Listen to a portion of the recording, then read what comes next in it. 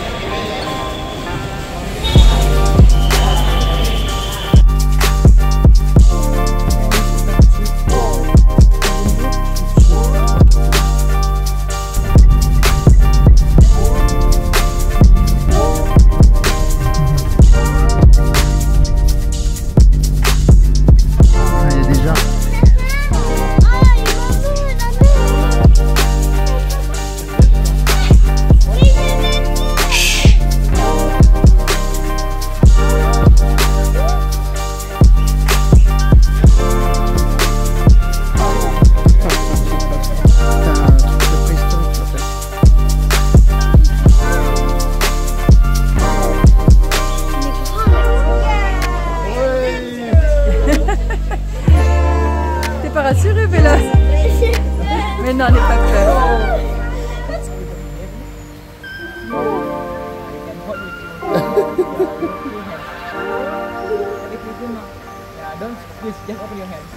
Ouvre tes mains, Iggy. Il t'aide. Doucement, Lana, doucement.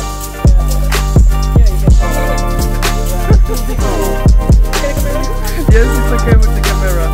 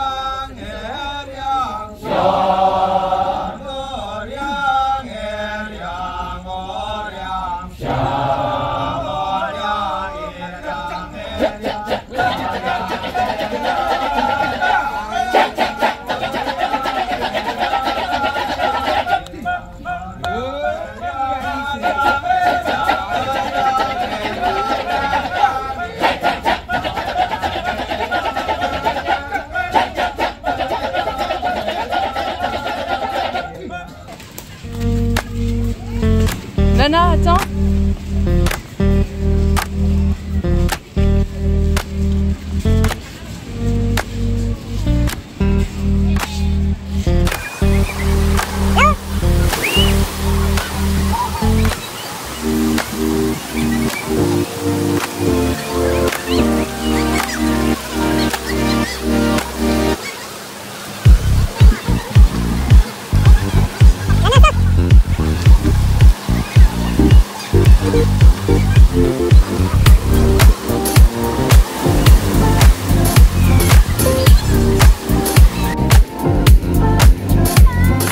Là-bas t'as ton transat qui est toujours les pieds dans l'eau.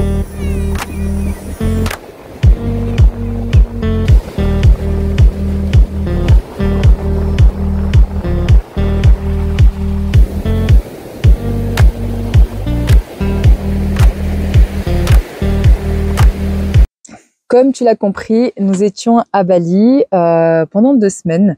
Donc désolée d'ailleurs pour le manque de vidéos. On n'est pas youtubeur et on n'a pas su faire des vidéos avant pour que vous n'ayez pas. Si, on a fait des stories. Ouais, on a fait quelques stories sur Insta, mais pour les personnes qui suivent que sur YouTube, du coup, vous n'avez rien eu pendant quelques semaines. Je crois que c'était 2 ou 3 semaines. Donc désolé pour ça. Et donc on s'est fait influencer par les influenceurs, influpreneurs, comme vous voulez. Donc c'est pour ça que nous étions à Bali. C'était un super voyage, hein. Comme tu l'as vu, on a fait pas mal de choses. Mais on va te dire dans cette vidéo pourquoi nous n'investirons jamais à Bali. Déjà, premièrement, c'est super loin. Franchement, j'ai essayé de prendre le moins d'escales possible. On avait le minimum 2 escales. Et les escales, c'était 1h30 d'attente. Donc, c'était un à Amsterdam et un à Singapour. Mais franchement, ça a été interminable. Et en plus, vous le savez, on a 2 filles de 6 et 4 ans. Elles étaient super. Elles ont été vraiment patientes. Mais franchement, c'était interminable. L'aller, on va dire que tu as la joie, l'excitation du voyage. Mais le retour, ça a été horrible. Bah, en temps, c'était, on n'a pas donné le temps. Du coup, c'était 20 heures. Même plus. 21 heures de vol en tout. Voilà, et avec les escales, tu en as presque pour 23 heures, 24 heures. Ouais, à moins de prendre des directs selon où tu habites. Ouais. Mais... Et le retour, quoi. Donc, ça a été très long. C'est très loin. C'était super, mais c'était très loin. Et d'ailleurs, le retour, ça a été un peu catastrophique puisque la petite a grippe plus Covid. Donc, voilà. Elle a dû choper ça à l'aéroport. Ouais, on cherche encore, mais c'est quasiment sûr. Donc voilà, ça c'est la première raison, c'est que c'est super loin, donc on va pas faire ça chaque année, même plusieurs fois dans l'année, c'est impossible avec notre train de vie, les filles, tout ça, c'est vraiment impossible. Tu perds trop de temps, quoi. Même si on avait voulu, on a voulu travailler, prendre la Wi-Fi dans l'avion, prendre à l'aéroport, enfin tu peux pas. Productivité zéro. Ouais. Franchement, on a essayé, pourtant on est quand même travailleurs, etc. On a pris tout ce qu'il fallait. Arrivé. Donc on est désolé, d'ailleurs on a eu pas mal de personnes au téléphone. Désolé aussi à Geneviève et Joël qui, je sais, ils regardent nos vidéos et je devais leur envoyer aussi un PDF. Enfin bon, donc désolé à toutes ces personnes. Le décalage horaire aussi a fait que on n'arrivait pas. On a pris un certain temps à rattraper notre décalage. Ouais, on a un certain âge maintenant. Voilà. Et donc du coup déjà ça aussi c'est une raison supplémentaire aussi qui a fait que quand tu transites entre la France et ton investissement à Bali ou n'importe où, quand tu as trop de décalage, et ben tu perds déjà 3 jours pour bien te mettre à l'aise, qu'on va dire.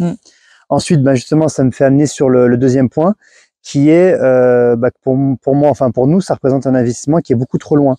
On parle pas de durée dans le temps ni quoi que ce soit, on parle de distance, c'est-à-dire que bon, déjà nous on fait que de la réno pour l'instant.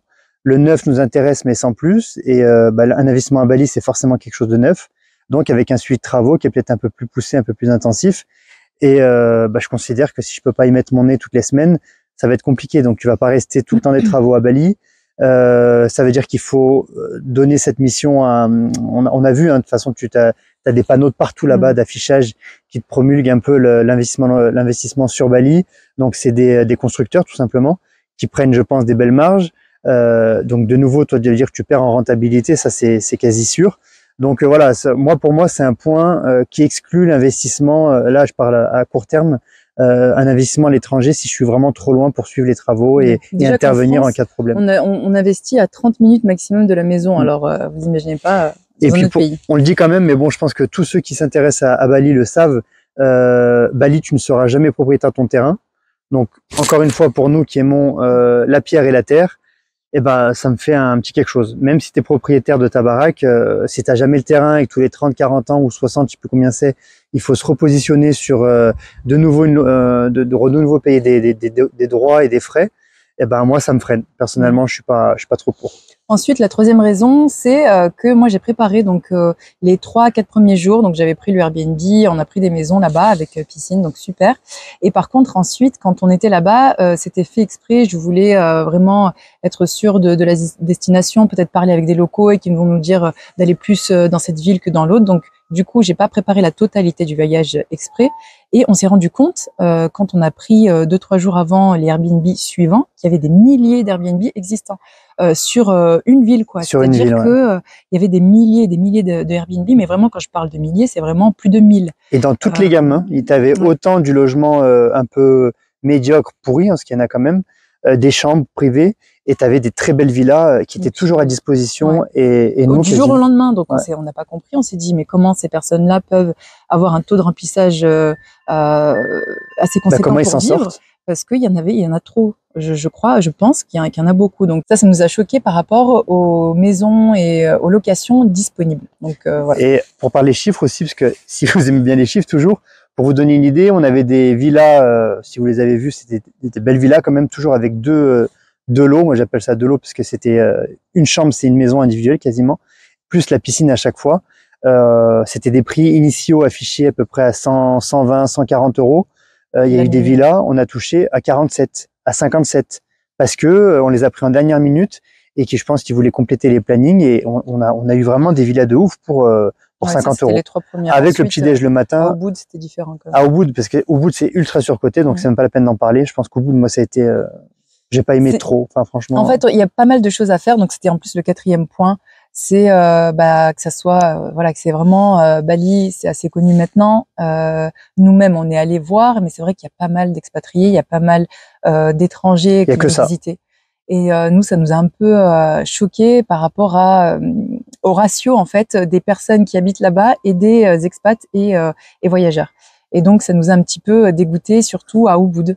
Après, je pense qu'il y a d'autres villes aussi assez connues, mais c'est vraiment là où on a vu vraiment la différence, où on a vu énormément d'expatriés. Donc après, bon, nous, on en faisait partie. On était en majorité. Oui, on en faisait partie, comme elle disait. On allait dans les lieux touristiques parce que c'est là où il faut aller pour visiter ou quoi que ce soit. Mais c'est vrai que c'est impressionnant. C'est plus impressionnant qu'autre chose. Après, je sais pas comment les Balinéens font, parce que franchement, ils sont adorables. C'est vrai que là, on crache pas dessus parce que c'était un super voyage. J'ai jamais vu un peuple et j'ai jamais vu le point numéro 1, c'est ça. Personne aussi gentil, mais vraiment qui te demande d'où tu viens, qui parle avec toi sans vraiment aucune arrière-pensée et pas avec ils se forcent pas. Ouais, ils se forcent pas à le demander. Quand t'es en voiture avec eux, c'est pour faire la discussion, ok, mais c'est pas dans un but, encore une fois, qui peut aboutir à quelque chose de pécunier ou quoi que ce soit. Franchement, ils le font toujours de bon cœur, et avec le nombre qu'on est, je me dis, la patience qu'ils ont, c'est incroyable, incroyable. Quand tu compares à la France, alors même si on aime la France, faut dire ce qui est, on n'est pas simple à vivre, je pense.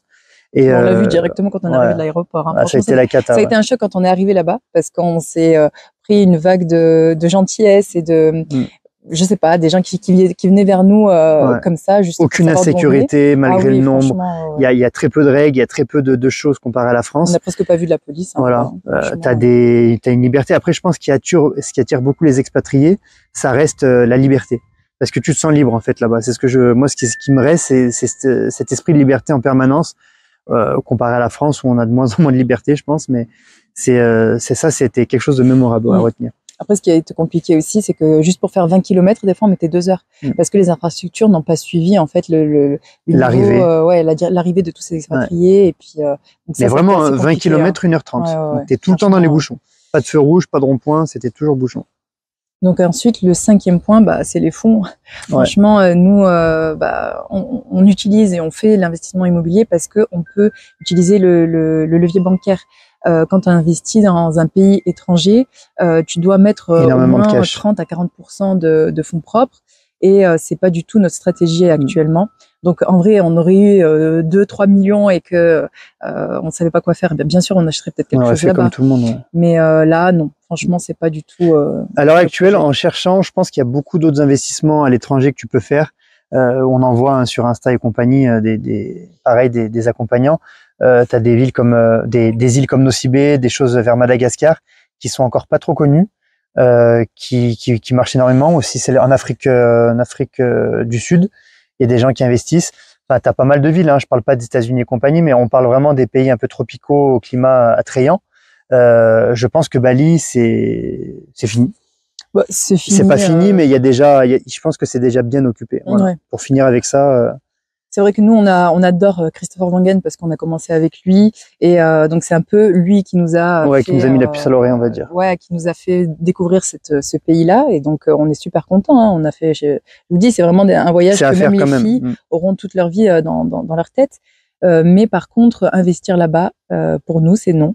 Et voilà. N'oublie pas de télécharger dans la barre de description un guide que je t'ai fait pour pouvoir investir dans des immeubles de rapport et le mettre en location courte durée. Donc c'est un petit peu notre stratégie, en gros, en bref, mais ça peut peut-être t'aider. En tout cas, si tu as peur, si tu as un manque de connaissances au niveau de la fiscalité, si tu as peur de que ton prêt ne passe pas au niveau des banques. Voilà, si tu as besoin qu'on s'appelle pour ton projet immobilier, n'hésite pas aussi à prendre un rendez-vous sur notre calendrier, c'est offert. Donc c'est un rendez-vous d'une demi-heure, 1 heure selon ta problématique et on se fera un plaisir de t'aider. On se retrouve bientôt dans une nouvelle vidéo. N'hésite pas si tu as une problématique ou tu veux qu'on fasse une vidéo sur un sujet particulier, tu nous le dis en commentaire.